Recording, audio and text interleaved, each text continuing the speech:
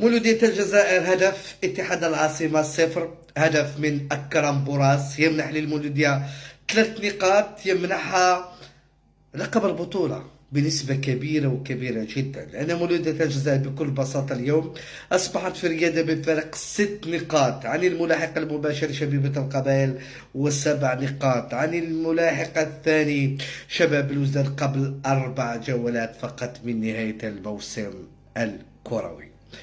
مولودية الجزائر كسبت الديربي وكسبت منعرج من منعرجات هذا الموسم.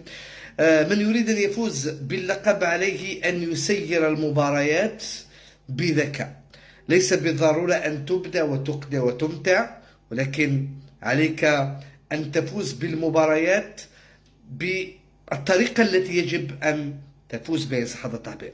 فاز على الوفاق ثم فاز على الاتحاد في وقت تعثرت فيه شبيبة القبائل بميدانها أمام شبيبة الثورة، وتعثر المطارد الآخر شباب الوزداد في أشلاف أمام الجمعية. ديربي يمنح المولودية لقب هذا الموسم أعتقد بصراحة وبنسبة كبيرة وكبيرة جدا.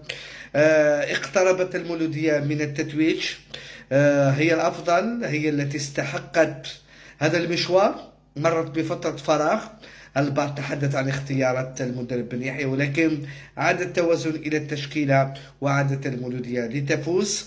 فازت بالمباراة التي كان يجب أن تفوز بها بكل بساطة. إذا أكرم بوراس يمنح للمولودية 3 نقاط في الديربي، ويمنح لها لقب البطولة بنسبة كبيرة وكبيرة جدا.